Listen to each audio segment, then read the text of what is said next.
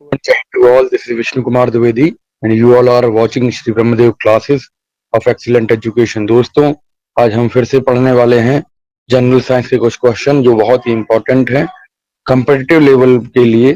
तो ये एक बहुत ही इम्पोर्टेंट लेक्चर होने वाला है। आप शुरू से लेकर अंत तक बने रहेंगे हमारे साथ और हम तैयारी करेंगे बहुत ही बेहतरीन तरीके से। जो दोस्त पहली बार इस चैनल को विजिट किए हैं उन सभी से मेरी गुजारिश है कि आप चैनल को सब्सक्राइब कर लीजिएगा, क्योंकि यहाँ मिलते हैं बहुत ही डिटेल्ड वे में एनालिसिस, ठीक है, और बिल्कुल to the point answers. Okay, NCERT के ऑथेंटिकेटेड कंटेंट और बहुत सारी बातें जो आपके टारगेट को अचीव करने में आपकी हेल्प करेगी। मैं हूं विष्णु कुमार द्विवेदी और आप देख रहे हैं ब्रह्मदेव क्लासेस। जय हिंद साथियों, शुरू करेंगे अपना lecture. Let me upload my PDF to you. Give me a few seconds.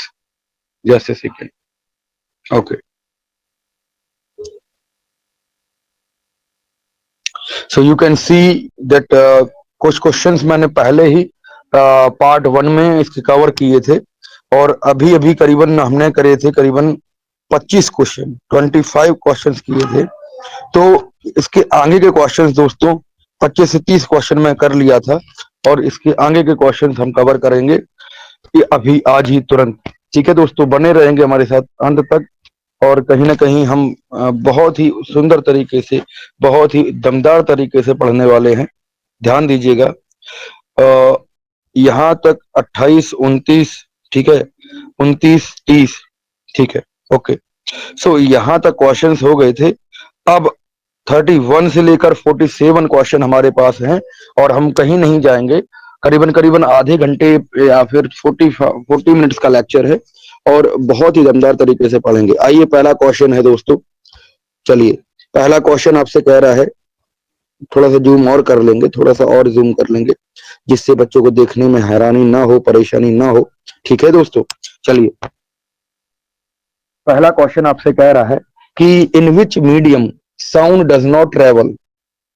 In which medium sound does not travel, ये हमने पहले क्वेश्चन कवर अप किया है, बट आपको फिर भी मैं बताना चाहूं कि वैक्यूम जो है, वैक्यूम होता है एक ऐसा स्पेस जहां पर कोई भी माध्यम नहीं होता है।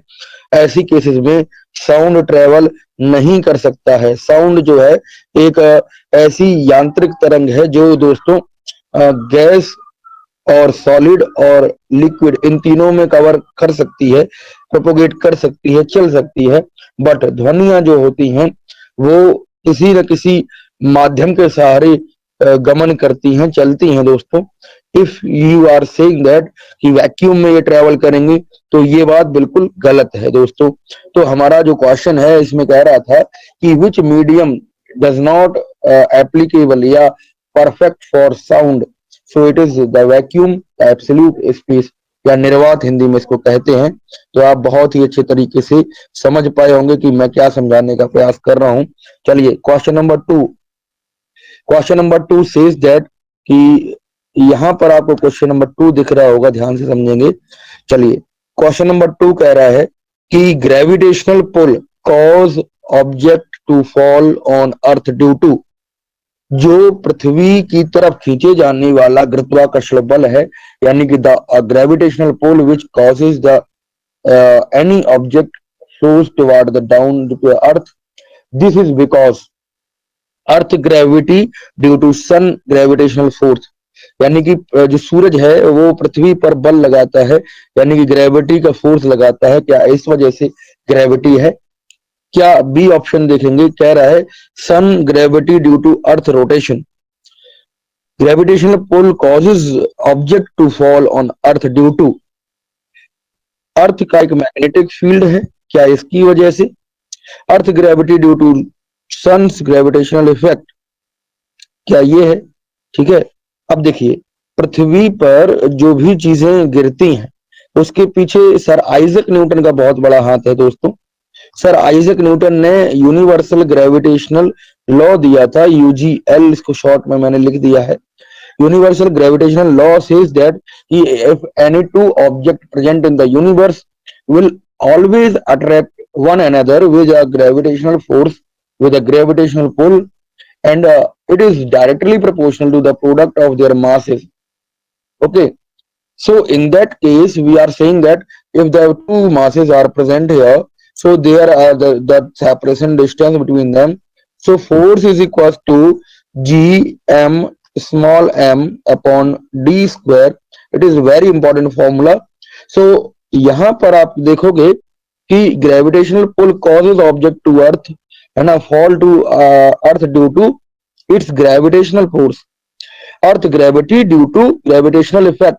ओके, ये फर्स्ट ऑप्शन जो है दोस्तों ये सही ऑप्शन हो जाएगा। क्लियर है दोस्तों, A option would be the correct option. ये मैग्नेटिक इफेक्ट तो कह नहीं सकते, बट यहाँ पर जो ग्रेविटी है वो काम कर रही है, समझ रहे हो, यहाँ पर जो ग्रेविटी है वो काम कर रही है। नेक्स्ट क्वेश्चन है कि व्हाट इज लाइट। लाइट क्या है, प्रकाश क्या है। प्रकाश दोस्तों है क्या, प्रकाश एक तरीके की ऊर्जा होती है। It is an energy and it is making the things visible to us. अपने आसपास जितनी भी चीजें हैं वो प्रकाशवान हैं इस वजह से, क्योंकि लाइट यहाँ पर एक बहुत इंपॉर्टेंट वाइटल रोल अदा कर रही है दोस्तों। सो it is very important that it is a energy, it's not a electricity. Okay, power it is not power, हाँ ना ऑफ दिस तो होगा ही नहीं। So we are saying that light जो है, light is a non-mechanical wave. It is also a non-mechanical wave. You are saying that. So आप देखोगे ध्यान से समझोगे कि non-mechanical wave जो है दोस्तों ये एक लाइट है, और वो लाइट क्या करती है, हमारे आसपास की चीजों को प्रकाशित किए हुए है। अब हम अगर बात करें लाइट की और चीजों की, तो इसको हम कहते हैं visible light. It is also a EM wave, electromagnetic wave. Clear है, 12th के स्टैंडर्ड्स में हम पढ़ेंगे it's a electromagnetic wave, light is form of that part, है ना। EM वेव मतलब इलेक्ट्रोमैग्नेटिक वेव का एक छोटा सा हिस्सा जिसकी वेवलेंथ करीबन 350 के आसपास होती है, NM होती है ना। 750 350 से लेकर, आपको मैं बहुत ही डिटेल में इस चीज को समझा रहा हूँ, ठीक है, 750 नैनोमीटर तक, 350 से 750 नैनोमीटर तक इसकी वेवलेंथ होती है, यानी कि लैम्डा होता है दोस्त। And it is called visible light. Okay, so it's making the things visible, it's a energy type, it's a type of energy. Clear हो गया, सारी बातों को समझ पाए होंगे। चलिए, अगर हम बात करें who invented the steam engine, it is a very historical part. James Watt थे, क्या नाम था, James Watt, sir James Watt थे दोस्तों। इन्होंने क्या किया, इन्होंने एक केतली पर, जहां पे पानी उबल रहा था, ठीक है, उस केतली पर ये बर्नर पे जला रहे थे केतली को, और वो बॉईल होती जा रही थी। तो हुआ क्या, इन्होंने जो तस्तरी रखी थी, जो केतली के ऊपर जो प्लेट रखी थी दोस्तों, in that plate he is observing that plate is going upward when the steam is pushing the plate, then due to the pressure of steam, it is going upward. So उन्होंने क्या किया, उन्होंने 2-3 कंकड़ उस plate पर रख दिए। So what happens then, it is going to the downward direction now, but uh, increasing the temperature or boiling constantly, they he see that कि वहां पर क्या हुआ, वहां पर फिर जो कंकड़ रखी हुई प्लेट है वो भी उठ गई। तो उन्होंने एक आइडिया ये लगाया कि ये प्रेशर की वजह से हो रहा है, ये स्टीम की वजह से हो रहा है, और ये स्टीम क्या कर पा रही है, प्लेट को उठा पा रही है। तो ऐसा भी हो सकता है कि क्यों ना इसी तरीके से इंजन जो है वो बनाया जाए, जिसका भाप का इंजन हो, और वो भाप के सहारे, स्टीम के सहारे जब कोयला जला, तो वो कोयले वाले इंजन अभी पुराने हो चुके हैं। वो इंजन का कंसेप्ट हमारे जेम्स वॉट साहब ने दिया था। इनका भाप का इंजन कहलाता है, स्टीम इंजन का जो डिस्कवरी का, इन्वेंशन का जो पार्ट है दोस्तों, वो जेम्स वॉट साहब ने किया था। It is very historical and very important step in the train railway system. Okay, clear है दोस्तों। यहाँ पर न्यूटन साहब का रोल नहीं है, ना ही रिचर्ड ऑकराइट साहब का है, ठीक है दोस्तों, ये जेम्स वॉट साहब ने किया था। क्लियर है दोस्तों। इसी वजह से पावर की जो यूनिट है उनको ऑनर देने के लिए हमने वॉट रखी थी। क्लियर है, बात समझ रहे हैं, ठीक है। शक्ति के लिए उन्होंने चीजें खोजी थी, इस वजह से हमने किया था। अब यहाँ पे question number next 4th question कह रहा है कि क्वेश्चन नंबर नेक्स्ट यानी कि फिफ्थ क्वेश्चन हो सकता है ये। So in this question we are saying that what is current given by a battery. Battery में जो करंट आता है उस बैटरी के करंट को क्या कहते हैं? क्या एसी करंट होता है? एसी करंट है ना, अल्टरनेटिंग करंट। इस करंट में आप देखोगे कि जो वेव फॉर्म है, इस वेव फॉर्म में पहले वेव फॉर्म में क्या होगा, करंट पास होगी, फिर दूसरे वाले वेव फॉर्म में करंट पास नहीं होगी। क्लियर है? सो it is alternating current. But high voltage current इसको कह सकते हैं क्या? लो वोल्टेज करंट कह सकते हैं क्या? और डी ऑप्शन में दे रखा है डायरेक्ट करंट कह सकते हैं, डीसी कह सकते हैं क्या? डीसी और एसी में फर्क मैं बताऊं आपको कि एसी जो है दोस्तों वो फुल वेव रेक्टिफायर पे काम करती है। इलेक्ट्रॉनिक्स में हम सीखते हैं कि फुल वेव रेक्टिफायर में अल्टरनेटिंग करंट चलती है, बट डीसी जो होता है डायरेक्ट करंट, जो रेलवे के पूरे जोन में, रेलवे के आसपास जो रेलवे स्टेशन होते हैं उनमें आप सिंबल्स देखते होंगे, इलेक्ट्रॉनिक सिंबल्स में खतरा निशान दिखाता है। तो in that case what would happen दोस्तों, in that case what would happen कि वहां पर जो है वो हाफ वेव रेक्टिफायर पे काम करती है। डीसी क्या है? डीसी जैसे मान लीजिए ऊपर वाले अगर हम हाफ वेव को देखेंगे, हाफ वेव है, तो यहाँ पर जनरेटर डायनामो में भी यही काम होता है कि ऊपर के वेव्स काम करते हैं, पर नीचे की जो ऑफ वाली मोड है, मतलब एक बार लाइट आएगी, दूसरे साइकिल में नहीं आएगी, तीसरे साइकिल में फिर आ जाएगी, चौथे साइकिल में फिर नहीं आएगी। तो ऐसा नहीं होता है। डायरेक्ट करंट में अगर आप कोई आदमी शॉक लगता है डायरेक्ट करंट का किसी आदमी को, then it would be surely die, है ना, ही और she would be die, because वहां पर बचने का कोई चांस नहीं रहता है, क्योंकि वो हाफ वेव रेक्टिफायर पे काम कर रहा होता है। कंटिन्यूअसली वोल्टेज जो है वो सेम सिनेरियो में, सेम मैग्नीट्यूड में पहुंच रहा होता है। डायनेमो यानी कि जो जनरेटर से बिजली जलती है, तो आप कभी भी देखे होंगे, आपके घर में कभी भी ऐसा कुछ हुआ हो, है ना, फंक्शंस वगैरह हुए हो, तो उस वाले बल्ब को जलते हुए देखिएगा। ठीक है, अभी तक नहीं देखे होंगे तो देखिएगा। आसपास अगर ऑब्जर्व करेंगे तो विज्ञान आसपास ही है मित्रों। ठीक है, आसपास विज्ञान है, इसको आप समझ लीजिए, इसको आप जान लीजिए मित्रों। ठीक है, अगर हम बात करें कि डायनेमो यानी कि जनरेटर से जलते हुए कोई भी बल्ब को अगर आप देखोगे तो उसकी इंटेंसिटी, उसकी जो मतलब प्रवीणता है, ठीक है, उसकी इंटेंसिटी है, वो एकदम सेम रहेगी, वो कम ज्यादा बल्ब नहीं होगा। ठीक है, वो सेम सिनेरियो में जलता रहेगा, क्योंकि जो करंट है, जो वोल्टेज फ्लो है, वो बेटा एक ही समान रहता है, क्योंकि वो हाफ वेव रेक्टिफायर पे काम करता है। It is called DC current. बातें समझ पा रहे हैं कि नहीं? चलिए, यहां पर अगर हम और बात करें, यहां पर और अगर हम बात करें तो समझिएगा कि what is natural source of light on earth. पृथ्वी पर जो लाइट का सबसे प्राकृतिक स्रोत है, सबसे इनिशियल और पावरफुल सोर्स है, वो बेटा सन है। ठीक है, सूरज जो है अल्टीमेट पावर सोर्स है। ठीक है, एकमात्र पावर सोर्स है जो अल्टीमेट है, कभी भी कम नहीं होता, कभी भी ज्यादा नहीं होता, और कंटिन्यूअस सोर्स है। Optical fibre, it is not an source of light. ठीक है, it's a internet connecting cables, वहां पर हाई स्पीड मतलब इंटरनेट कनेक्शंस जाते हैं। और अगर हम बात करें, ये TIR टोटल इंटरनल रिफ्लेक्शन के सिनेरियो पे काम करता है, फिनोमेना पे काम करता है। Tube light artificial light source है।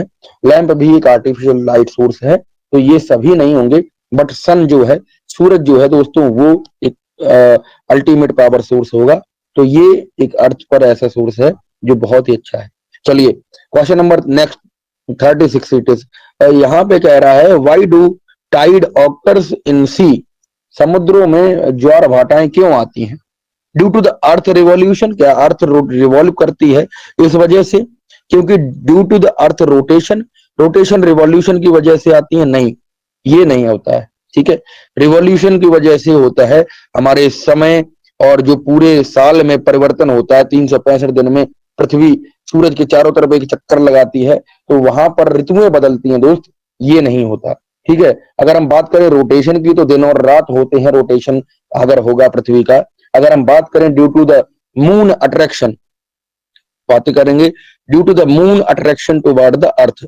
जब पृथ्वी ध्यान दीजिएगा, जब पृथ्वी और जो चंद्रमा है ये समान सीध में आ जाते हैं, ठीक है, in that case the attraction power of the gravitational pull कह सकते हैं इसको, attraction power of earth and moon, in that scenario the high tide would be seen in the coastal areas, जहां पर आपके बहुत सारे ऐसी चीजें होती हैं जो जो मतलब महाराष्ट्र है, गोवा है, तमिलनाडु है और जितने भी कोस्टल एरियाज हैं, चाहे दुनिया के कहीं किसी कोने में हो, वहां पर अगर ऐसा सिनेरियो बनता है, ठीक है, और ये चीज कब होती है, ये चीज जब अमावस की रात हो, ठीक है, पूर्णमासी की रात हो, इस केसेस में बहुत ज्यादा देखने को मिलती है।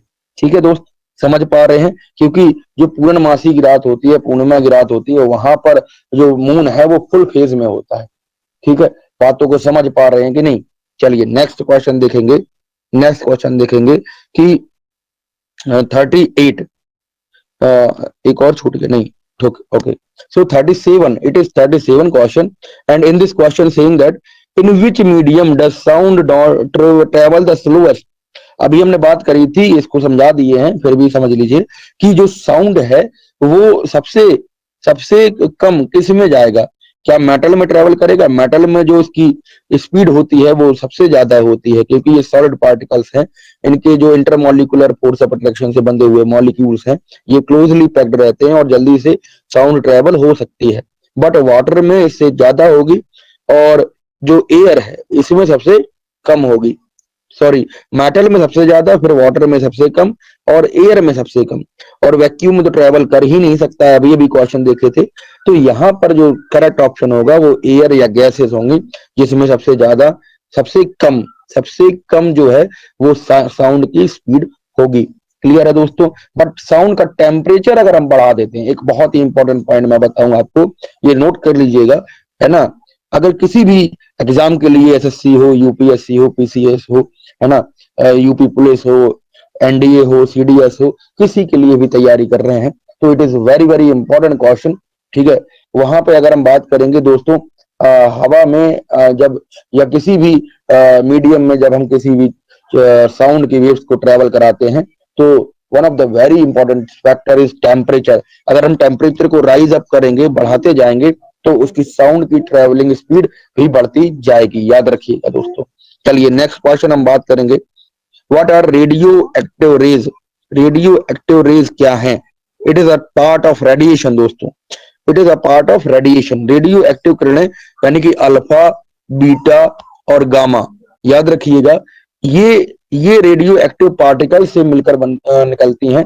यानी कि जब न्यूक्लियर विस्फोट होता है कहीं पर, जैसे हिरोशिमा और नागासाकी में हुआ था, न्यूक्लियर एक्सप्लोजन होता है, एटम बम का एक्सप्लोजन होता है, या कुछ ऐसे पार्टिकल्स टकराते हैं, ठीक है, तो ऐसी किरणें जो निकलती हैं दोस्त, यानी कि परमाणु बम में, यानी कि कुछ ऐसे मतलब युद्ध हो या कहीं कुछ भी हो, तो अल्फा, बीटा और गामा रेडियो एक्टिव तरंगें जिसको कहते हैं, है ना, ये बहुत ही हाईली इफेक्टिव होती हैं, हाईली रिएक्टिव होती हैं, उस पूरी जगह को वो तबाह कर देती हैं, यहाँ तक कि नस्लें जो हैं वो बर्बाद हो जाती हैं दोस्तों। चलिए बात करेंगे, अगर दोस्तों फाइबर पार्टिकल्स नहीं है, पार्टिकल्स भी नहीं है, but it is very important, radiation है ये, ठीक है, it's a very high radiative powers. Radioactive rays जो है वो वेरी रेडिएटिव, मतलब कहीं ना कहीं बहुत ही इफेक्टिव होती है। चलिए नेक्स्ट क्वेश्चन अगर बात करेंगे, कह रहा है 39 क्वेश्चन कह रहा है दोस्तों, how many laws of motions are there. देखिए समझिए, न्यूटन साहब, जो सर आइजक न्यूटन का पूरा नाम है, इन्होंने अपनी एक किताब जिसका नाम है Mathematica Principia, Mathematica Principia, clear है, इसको शॉर्ट में लिख दे रहा हूं। चलिए मैथमेटिका प्रिंसिपिया में जो एक ग्रीक भाषा की किताब है, इसके अंदर अपने 3 लॉ, ऑल द 3 लॉज दिए थे, और वो लॉज जो दोस्तों मैकेनिक्स में एक बहुत ही जबरदस्त तरीके का काम करते हैं। ये आप सीखोगे, क्लासिकल मैकेनिक्स का बेस है, ठीक है। ये सर आइजक न्यूटन ने यहाँ पर डिस्कवर किया था। फर्स्ट लॉ या लॉ ऑफ इनर्शिया, इसको गैलीलियो साहब ने भी कहा, first law, second law and third law. It is very important part of our human life also, ये एप्लीकेबल होते हैं डेली लाइफ में भी, और आप कहीं भी इसको समझ सकते हैं, देख सकते हैं अगर आप विज्ञान के विद्यार्थी हैं। चलिए, अभी तक आपको ये क्वेश्चन मजेदार लगे हैं, समझ आए हैं, तो आप एक बारी लाइक जरूर करिएगा, लाइक ठोक दीजिए दोस्तों, एंड सब्सक्राइब करिएगा चैनल को। बहुत ही मेहनत लगती है आपको ये पढ़ाने के लिए। चलिए, क्वेश्चन नंबर 40 अगर हम देखेंगे, who invented the hydrometer? Who invented the hydrometer? It is Edward Teller. Edward Teller साहब ने हाइड्रोमीटर की डिस्कवरी करी थी, याद रखिएगा, ठीक है। न्यूटन साहब ने अभी अभी देखे 3 नियम दिए, 3 लॉ दिए, इसके अलावा ग्रेविटेशन का लॉ दिया, और बेसिकली जो मैकेनिक्स का पूरा ब्रांच है उसमें बहुत बड़ी भूमिका जो सर आइजैक न्यूटन साहब की रही, ठीक है। गैलन साहब ये भी कहीं ना कहीं फिजिक्स से रिलेटेड है, ठीक है। अगर हम बात करें एडवर्ड टेलर की, इन्होंने हाइड्रोमीटर बनाया, और हाइड्रोमीटर एक इंस्ट्रूमेंट होता है जो कहीं ना कहीं बहुत ही इंपॉर्टेंट इंस्ट्रूमेंट होता है हमारे मापने के लिए, ठीक है दोस्तों, फिजिकल यूनिट्स को मापने के लिए। क्लियर करेंगे दोस्तों। क्वेश्चन नंबर 41 देखिएगा, क्वेश्चन नंबर 41 कह रहा है, which of the following is an example of intense, just a second, intense radiation. Intense radiation, radiation माने अगर हम बात करें रेडिएशन की, रेडिएशन मतलब होता है वही रेडियो एक्टिव किरणें, ठीक है। तो यहाँ पे देखिएगा, कलर रे ऑफ इलेक्ट्रिसिटी, क्या colour ray of electricity radiation का पार्ट हो सकती है दोस्तों? सूरज की रोशनी, sunlight, sunlight is are not intensive radiation, ठीक है। यहाँ पर थर्ड जो ऑप्शन दिया है, लाइट ऑफ रेडियम। रेडियम क्या है? चमकता हुआ जो पदार्थ होता है दोस्तों, it is a very important material, and ये जो है मैडम क्यूरी ने खोजा था, ठीक है, मैडम क्यूरी, मैडम क्यूरी, ठीक है। मैडम क्यूरी को इसकी वजह से नोबेल प्राइज भी मिला दोस्तों। ये बहुत ही इंपॉर्टेंट चीज खोजी थी उन्होंने। हरे रंग का पदार्थ होता है जनरली घड़ियों में या कहीं पे ऐसी चीजें जो रेडियम की बनी होती हैं, वहां पर आप देखो कि लाइट सोर्स को जैसे ही उस पर इमिट कराते हैं, टकराते हैं लाइट सोर्स से, जगमगा जाता है वो, और उसको बंद करेंगे तो वो फिर रेडिएट होने लगेगा, मतलब चमकने लगेगा। घड़ी की सुइयां होती हैं वो भी काम करती हैं, पूरा डायल होता है वो भी चमकता है कहीं कहीं। तो ये जो है बहुत ही इंपॉर्टेंट चीज है जो मैडम क्यूरी ने उस समय खोजा था। एंड इन्होंने एक और चीज खोजी थी दोस्तों, ठीक है, वो कमेंट करके बताइए क्या खोजा था, ठीक है, कमेंट बॉक्स में बताइए कि उन्होंने एक चीज और खोजी थी जो वो क्या थी। चलिए, अगर हम बात करें क्वेश्चन नंबर नेक्स्ट की, तो ये नेक्स्ट क्वेश्चन हमने अभी कवर किया था, ठीक है। ये क्वेश्चन रिपीटेड वर्ड हो गया, कोई बात नहीं, ठीक है, रिपीट हो गया दोस्तों, इसको छोड़ देंगे। अगर हम बात करें क्वेश्चन नंबर 43 की, तो कह रहा है what does a generator produce? एक जनरेटर जो है वो क्या प्रोड्यूस करता है? क्या पानी प्रोड्यूस करता है, क्या एयर प्रोड्यूस करता है, या इलेक्ट्रिसिटी प्रोड्यूस करता है? Generator works on mechanical energy to electrical energy, it converts. Generator is dynamo, dynamo है ये, ठीक है। और डायनेमो क्या करते हैं? मैकेनिकल एनर्जी मतलब यांत्रिक ऊर्जा को इलेक्ट्रिकल एनर्जी यानी कि विद्युत ऊर्जा में कन्वर्ट करते हैं। याद रखिएगा, it is very important part कि वहां पर वो हाफ वेव रेक्टिफायर पे काम करेंगे, वे भी मैंने बताया है, ठीक है। मैकेनिकल एनर्जी जो यांत्रिक ऊर्जा है उसको कन्वर्ट करके वो इलेक्ट्रिकल एनर्जी में कन्वर्ट करते हैं। सो it is very important part that generator produce electricity.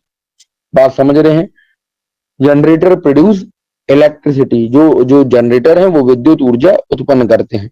चलिए नेक्स्ट क्वेश्चन देखेंगे, question number 44, which layer saves us from UV rays? It is very very important part कि एनवायरमेंट में हमें सबसे ज्यादा प्रोटेक्ट करने वाली जो ओजोन लेयर है, ठीक है, ओजोन लेयर जो है वो हमें यूवी रेज यानी कि हानिकारक परावैंगनी किरणों से बचाती है। अगर मान लीजिए स्ट्रेटोस्फीयर जो है, स्ट्रेटोस्फीयर में पाई जाने वाली एक बहुत ही इंपॉर्टेंट जो है एरिया है ओजोन स्फीयर, ओजोनोस्फीयर, ठीक है, ओजोन मंडल जिसको हिंदी में कहते हैं दोस्तों। इन दिस ओजोन जो लेयर है वो हमें डायरेक्टली सनलाइट से प्रोटेक्ट करती है, वो सारी की सारी यूवी रेस को एब्जॉर्ब कर लेती है और इसकी मोटाई हम 2 ऑप्शन से मापते हैं। बहुत ही इंपॉर्टेंट चीज होती है दोस्तों। जब लेसेंट ऑक्सीजन, याद रखिएगा, ऑक्सीजन से रिएक्ट करता है तो क्लोरीनेशन करके ये O3 मॉलिक्यूल बना लेता है जो ओजोन का एक पार्ट है। ठीक है दोस्तों। सो यहाँ पे कह रहा है कि सूरज की गर्मी से, यानी कि अल्ट्रावायलेट की किरणों से हानिकारक जो होती हैं, ये किससे बचाता है, कौन बचाता है? कार्बन डाइऑक्साइड वेपर बचाएगा? नहीं। नाइट्रोजन वेपर बचाएगा? बिल्कुल नहीं दोस्तों। ओजोन वेपर बचाएगा? ये भी नहीं होगा। ओजोन ओजोन वेपर जो है वो बचा लेगा, ऑक्सीजन वेपर नहीं बचाएगा। तो डी ऑप्शन जो है वो आपका एक करेक्ट ऑप्शन हो जाएगा। अगर एक बात और मैं बताऊं, ये जो है ये हम ओजोन ओजोन के डिप्लीशन डे मनाते हैं, ओजोन को बचाने के लिए एक डे मनाते हैं जिसको 16 सितंबर को मनाया जाता है ऑल ओवर द वर्ल्ड। ठीक है। Ozone depletion day is celebrated on 16 September. Clear है बात, समझ रहे हैं? अगर एक और बात मैं बताऊं कि ये जो है डिप्लीट क्यों हो रही है, तो आप लिख लीजिएगा कहीं, इंपॉर्टेंट नोट बनाइएगा, CFC क्लोरोफ्लोरोकार्बन, यानी कि जो जो यहाँ पर मतलब कहीं ना कहीं जो ऐसी जो एयर कंडीशंस हैं, जो फ्रीज है ना, परफ्यूम है, उन सभी से निकलने वाला एक प्रदूषक है, पॉल्यूटेंट है, जो कहीं ना कहीं ओजोन को क्षय करने में, ओजोन का डिप्लीशन करने में बहुत इंपॉर्टेंट रोल अदा करता है। It's a very pollutant particle and इसी वजह से गवर्नमेंट ने इसको बैन कर रखा है, इसके एमिशन को कंट्रोल कर रखा है दोस्तों।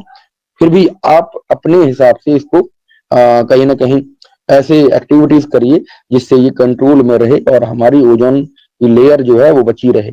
ओजोन लेयर अगर खत्म हो जाएगी, then what would happen? All the vegetations, all the life would be destroyed on the earth. ठीक है, ये पृथ्वी रहने लायक नहीं बचेगी साथियों। चलिए, अगर हम बात करें दूसरे क्वेश्चन की, कह रहा है in which layer of atmosphere the ozone layer is found. Ozone layer कहाँ पाई जाती है? ओजोन लेयर को अगर हम देखें, पहला मंडल जो होता है, पहली लेयर जो होती है उसको कहते हैं क्षोभ मंडल या ट्रपोस्फेयर। ठीक है, इसको कहते हैं ट्रपोस्फेयर। ठीक है, क्षोभ मंडल कहते हैं। दूसरी जो लेयर है वो कहलाती है स्ट्रेटोस्फियर। ठीक है, स्ट्रेटोस्फियर में ही ओजोन लेयर पाई जाती है, ओजोनोस्फियर होता है। ठीक है दोस्तों, समझ आ रही है बात? ठीक है। फोर्थ जो है करीबन करीब 5 लेयरें हैं, 5 layers are there. So fifth layer जो है, सबसे ऊपर की लेयर को हम एक्सोस्फियर कहते हैं। हिंदी में इसको कहा जाता है कि बहिर्मंडल, जो सबसे ऊपरी लेयर होती है। ट्रोपोस्फियर जो ग्रेविटी के पुल को मतलब कहीं ना कहीं मतलब एक्सपीरियंस कर सकती है दोस्तों। इन दिस केस ओजोन जो है वो दूसरे लेयर में पाई जाएगी, स्ट्रेटोस्फियर में पाई जाती है। क्लियर है बात, समझ रहे हैं दोस्तों?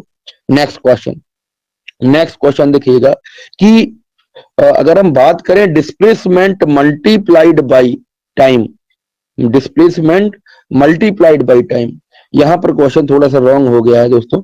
मल्टीप्लाइड बाई टाइम की जगह हम यहां पे लिखेंगे डिवाइडेड बाई टाइम। ठीक है, डिस्प्लेसमेंट को अगर हम टाइम के साथ डिवाइड करते हैं तो हमें कौन सी वैल्यू मिलती है ये बताना है। ठीक है, डिस्प्लेसमेंट को और डिस्टेंस को याद रखिए, गलत नहीं करना है, बहुत ही सिंपल क्वेश्चन है, यहीं पर आप कंफ्यूज हो जाओगे। डिस्टेंस नहीं कह रहा है, ये कह रहा है डिस्प्लेसमेंट। सो डिस्प्लेसमेंट को हम यहां पर डिस्प्लेसमेंट को अगर हम टाइम के साथ डिवाइड करते हैं, then it is called velocity. It is called velocity. अगर हम डिस्प्लेसमेंट की जगह हम एस कह देते, यानी कि डिस्टेंस कह देते, ठीक है, ये होता है स्पीड यानी कि चाल। ठीक है, अगर हम बात करें वेलोसिटी के एसआई यूनिट की तो होता है मीटर पर सेकंड, और जब हम बात करें किसकी, स्पीड की एसआई यूनिट की, तो ये भी मीटर पर सेकंड होता है। और इसका डायमेंशनल फॉर्मूला दोनों का सेम रहेगा, m0LT-1। क्लियर है दोस्तों? सारी बातें समझ आ रही हैं? ठीक है दोस्तों, क्लियर करेंगे सारी बातें। यहां तक अगर आपको समझ आई हैं चीजें तो एक बार लाइक जरूर करिएगा और हमारे सेशन को, है ना, दूसरों तक पहुंचाइएगा। ठीक है, और सब्सक्राइब करे बिना बिल्कुल मत जाइए, आप लोग सब्सक्राइब नहीं करते हो दोस्तों। ये चीजें बिल्कुल बहुत ही इंपॉर्टेंट चीजें हैं और बहुत सारे एग्जाम्स में ये क्वेश्चन बहुत बार आ चुके हैं दोस्तों। ठीक है, क्लियर करेंगे एक एक बात। और ये लास्ट क्वेश्चन था, ठीक है। अगर आपको कुछ और पढ़ना है, कुछ और चीजें पढ़नी है डिटेल्ड वे में, बहुत सारी चीजें मैंने 100 करीबन लेक्चर्स यहाँ पर अपलोड किए हैं, वो बिल्कुल theoretical and NCERT authenticated book से लिया है। तो कहीं ना कहीं आपने बेसिक को, अपने जेडबलई नीट वाले जो विद्यार्थी हैं अपनी तैयारी को बहुत ही शार्प कर सकते हैं। यहाँ पर बहुत ही इंपॉर्टेंट जो है, पहले हम थ्योरेटिकल बेसिस ले रहे थे और डिमांड थी बच्चों की कि आप सर क्वेश्चन भी लाइए और क्वेश्चंस कराइए यहाँ पर। तो हम एक एक करके बहुत सारी सीरीज यहाँ पर करीबन करीबन 50 सीरीज तो डालने वाले हैं। ठीक है, और बने रहेंगे हमारे साथ, तैयारी करेंगे बहुत ही जबरदस्त तरीके से, श्री ब्रह्मदेव क्लासेस के साथ बने रहेंगे। मैं आपका मेंटर विष्णु कुमार द्विवेदी आपसे अभी के लिए विदा चाहूंगा, और फिर मिलेंगे, बहुत ही दमदार तरीके से काम करेंगे और पढ़ते रहेंगे। तब तक आप विशेष ध्यान रखिए। जय हिंद, वंदे मातरम साथी।